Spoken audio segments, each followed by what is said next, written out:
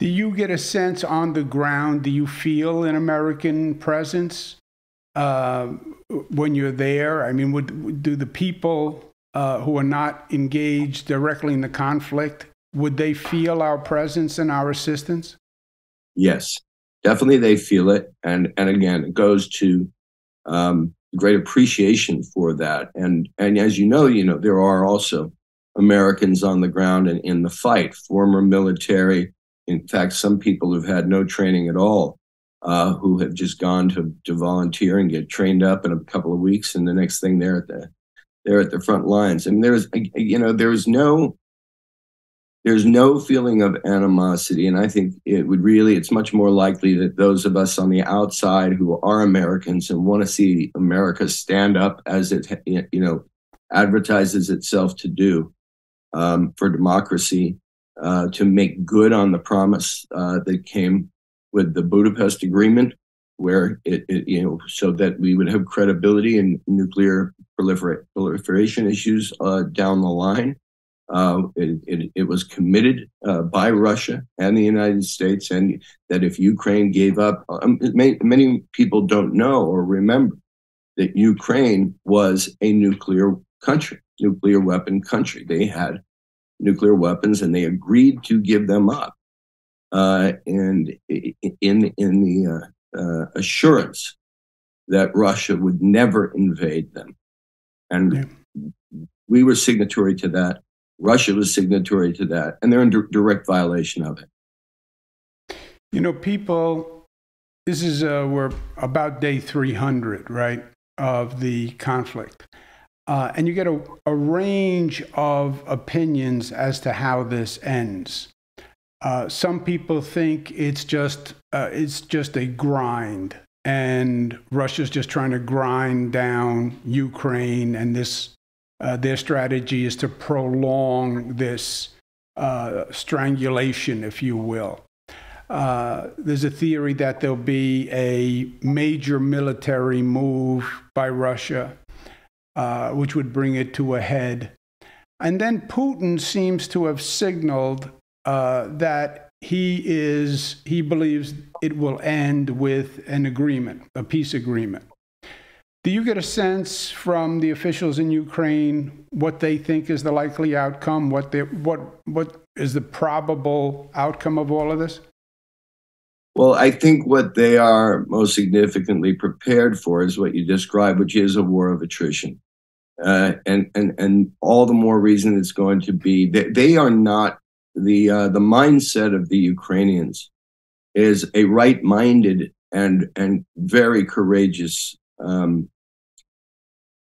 person, has a very courageous personality, and they won't back off. They're going to take back their territory.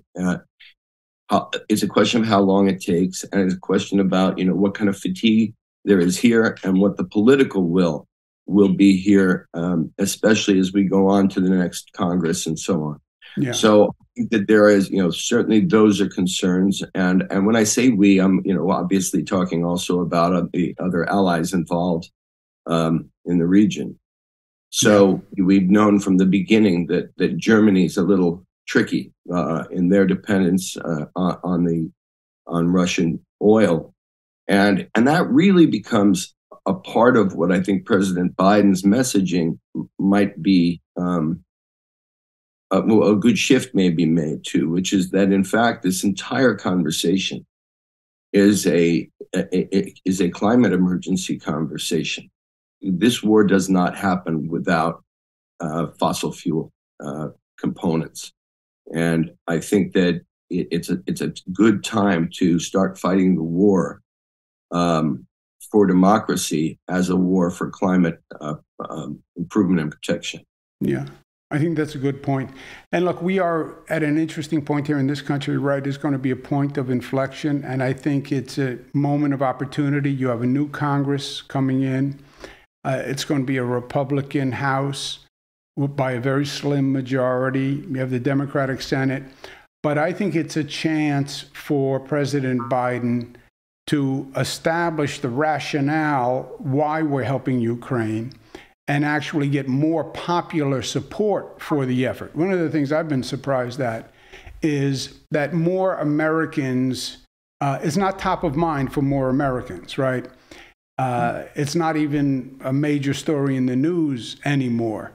And the people of Ukraine are doing just an amazing job standing up to Russia, right? My first impression was Russia would just roll over Ukraine, right? The great bear of Russia. But God bless the people of Ukraine because they've been amazing.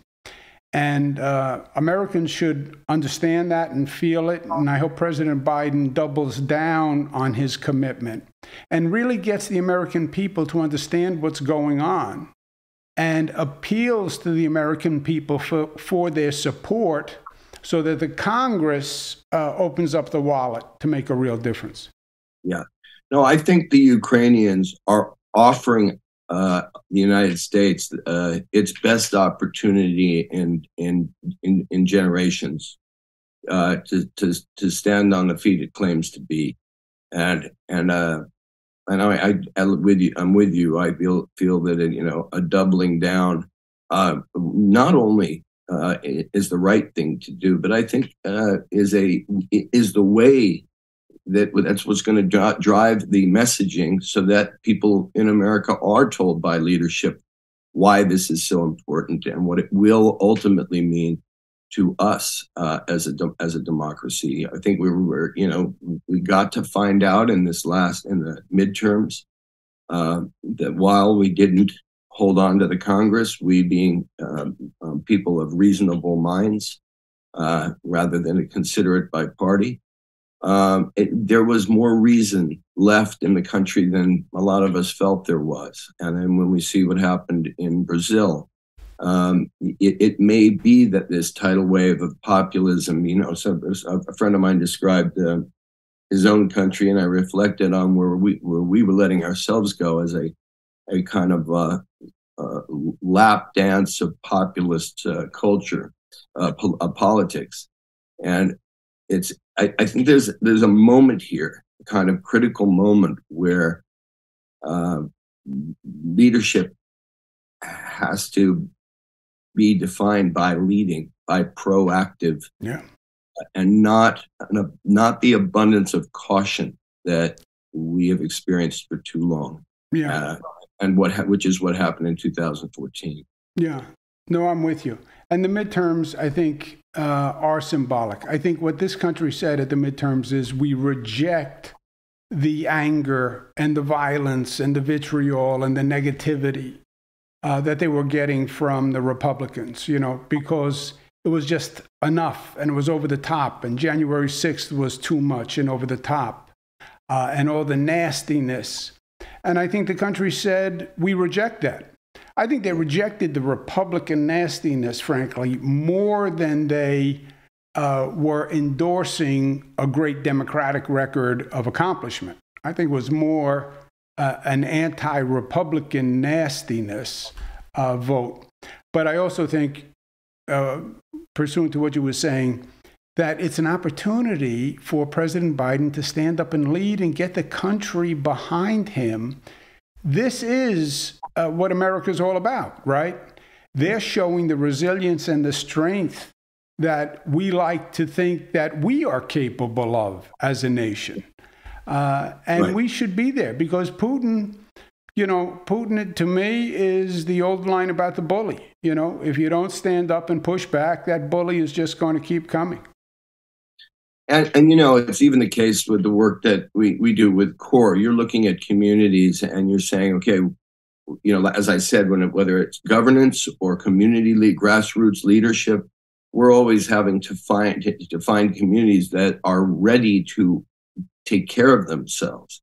And when they're ready and all they need is a boost because they've been unfairly depleted of needed resources, be it education for their kids or health or whatever. If you just give them that boost, they flourish. Yeah. And the Ukrainians are not asking for boots on the ground from the United States. They're just saying, give us the hardware. We will fight for our common principle. Yeah. We'll fight, we'll die. but we'll win this thing. And there's no question that they're going to. Putin can rattle his saber all he wants. I think he's already signed his suicide note. Yeah, the parallel is there. It's interesting. You can't create the initiative. The community, the country has to have the initiative, but you can empower them once they have the initiative. Yeah. When can we expect the documentary? When does that come out, do you think? We're going to premiere in February at the Berlin Film Festival. And then we haven't shown it yet to streamers, but we're going to look to get it out as soon as possible. In the meantime, there's another film. There are two films that I always promote people to see. One is you really get a kind of global sense of who the Ukrainian people are and where this conflict came from in the documentary Winter on Fire. And the same director, who's a brilliant documentarian, was shooting and collecting footage while we were there as well. And he's already finished his film, which is called Freedom on Fire. And interestingly, while the first film, Winter on Fire, was nominated for an Academy Award, I think Netflix put it out, and they've made that available for free on YouTube. And so now his film Freedom on Fire is looking for a home in terms of distribution, and it's an extraordinary and punishing film that I think every adult in America should see. It's not for children. Yeah. Well, look, I think your documentary, the other ones you mentioned, the more the American people hear this story, the more the American people will support this story. So I think the work you're doing is God's work. Also, look, you have a lot of celebrity. You could be doing anything in the world with your time. And the fact that you use your assets, you use your power, your access, your talents to help people who need help, whether it's during COVID, Ukraine, Haiti. That says a lot about you, my friend. It says a lot about your heart and your soul, and about the quality of your character. So we all applaud that. And again, New York benefited from it during COVID. I know you're in New York. I know you're shooting a movie. I also want you to know that I am available to play parts of movies. I want you to think like De Niro, Pacino, Travolta, Brando genre, somewhere in there. And by the way, I have a lot of experience working with actors from politics. So I would feel right at home. I might even suggest that most politicians have a lot of acting in them. Yes. Yeah, they just don't have the union card. We don't have the union card, and we're busy. We do have national obsessions with bad actors, and so we've got those two amongst, and flamboyantly bad actors. I remember there was a story about John Huston talking about Ronald Reagan, and he said, it's one thing to have an actor in the White House, quite another a bad actor. So, well, we'll end it there. Otherwise, we'll get into trouble.